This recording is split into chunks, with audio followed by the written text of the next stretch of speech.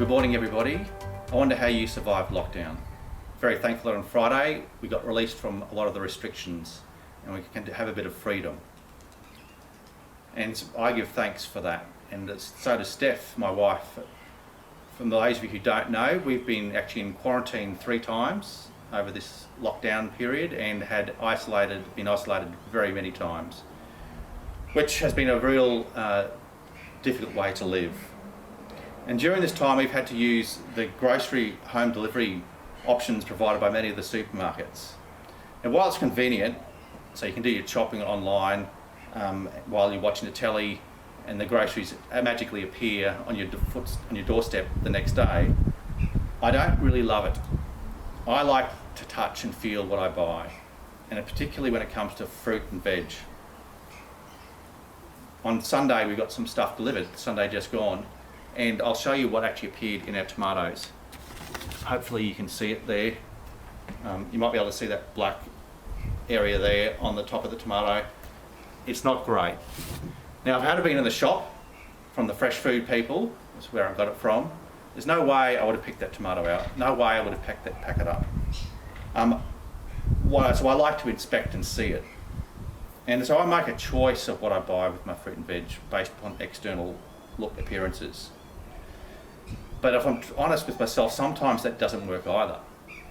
Often when I buy pumpkin, or watermelon particularly, I get a bit deceived by what looks good on the outside, and when I cut it open in the middle, it doesn't look great at all. Sometimes it's insipid and tasteless. The only way we can really know for those things is to open up, have a look, and have a taste.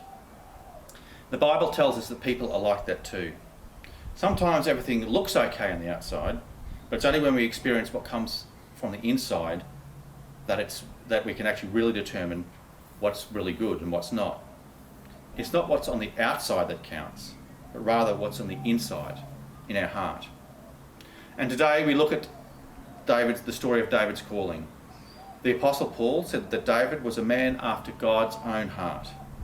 Wow, just imagine that, having the very heart of God.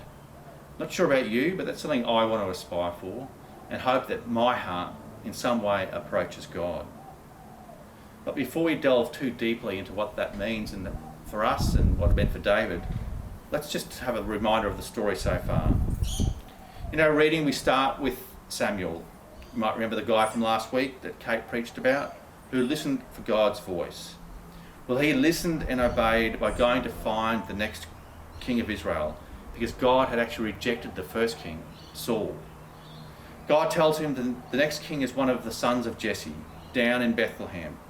So he leaves Jerusalem and finds Jesse and his boys and immediately thinks that the oldest and strongest and most attractive surely must be God's anointed to be the next king of Israel. But we see in verse 7 this well-known phrase, people judge by outward appearance, but God looks into the heart. Let's just backtrack up a little bit. Why is Samuel looking for a new king anyway? Why was Saul rejected? The clue is in chapter 15, which I recommend you reading. We're not going to look at that right in detail now, but I just want to pull out particularly verse 9 of chapter 15.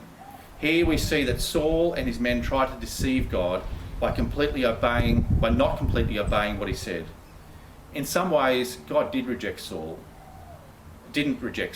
but rather Saul rejected God, and particularly his lordship.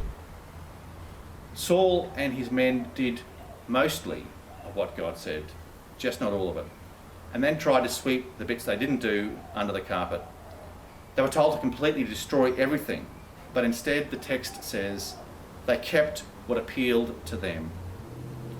When they were confronted about that, they lied to Samuel and to the Lord and said it was for sacrifice. So what was the difference between Saul and David? It was the heart. Saul was devious and was out to get what he could, all the while trying to look like he was doing God's work. But God doesn't pay attention to all the things we try and do to make ourselves look good and make ourselves look respectable. He looks at our heart. Jesus said something similar in the Beatitudes. Blessed are those who have a pure heart, for they will see God. God looks at the heart. So our question straight away is, how's your heart? How regularly do we listen for God's voice and put our own motivations to the test? But having a pure heart doesn't mean that we are quiet and contemplative. Not at all. Having a pure heart drives us to holy action. And if you read the stories of David, he was an action man. He was a shepherd, a warrior, a poet, a musician, a politician, a diplomat, and the list goes on and on. Jesus asked the question, why do you keep calling me Lord, Lord, when you don't do what I say? Worshipping and acknowledging God as Lord doesn't mean much if we don't follow through with action. And like many in the Bible, David was called to do God's work in the world. And it's no different today. God continues to call his people to bring about his kingdom. This is not what colour epaulets you wear, whether they be red or blue, or even whether you wear epaulets at all. The call for all believers is to be God's people in the world, to be representatives of his grace, truth, love and mercy, in both word and deed. For some, this means that they are called into ministry by working in the church. But for many, many others, this has actually been called into ministry where they are, in the context where they work and live and play. Whether it be a doctor's surgery, a teacher, at the shops, or just at home. The way we live our lives, our calling out, flows out of what is in our heart. So a question for each one of us today is, what has God actually called you to, called me to? And am I living that out from my heart? The prophet Jeremiah made a bold statement, and he says that the human heart is the most deceitful of all things. Well, if that's true, what hope is there? Well, for me, it's fair to say Jeremiah was one of the most pessimistic prophets out of all the prophets. So I don't think that's a permanent state of affairs. I think there's probably a natural decline into deceitfulness, but the writer of the Proverbs often indicates that we are able to take an active role in ensuring that our heart is healthy. For instance, in Proverbs chapter 4:23, the writer says, guard your heart above all else. In 23:19 he says, listen and be wise, keep your heart on the right course. And Proverbs 7:3, write God's command deep within your heart. So we are to guard our heart, keep it on the right course, and write his commands on our hearts. All things that we can do proactively to keep our heart right, and therefore living our calling out well. Jesus says, a good person produces good things from the treasury of a good heart, and an evil person produces evil things from the treasury of an evil heart. What you say and do flows from what is in your heart. Now, I love this idea. What we deposit in our hearts is what we will draw out. I wonder what you deposit in the treasury of your heart. If you deposit love, mercy and peace, then that's what will flow out. But if we deposit selfishness, jealousy and anxiety, then that too will be our reality. This also applies to our interactions with others as well. What do we deposit into others' hearts? Our families' hearts, the people of those we serve and work alongside. Do we deposit love, mercy and peace? Or selfishness, jealousy and anxiety? If you read the story of David, you will know that he had many ups and downs. He didn't always get it right.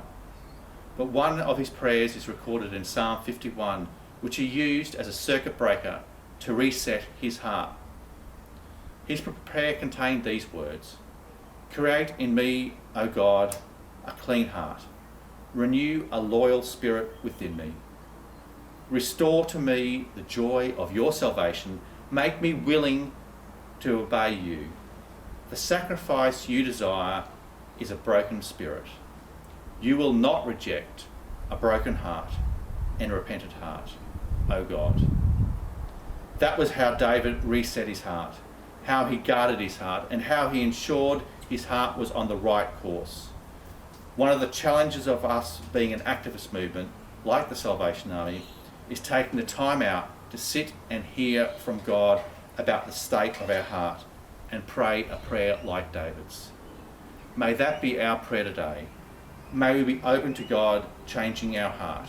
May God create in us a heart that allows us to live out the holy calling he has called each one of us to. God be with you each.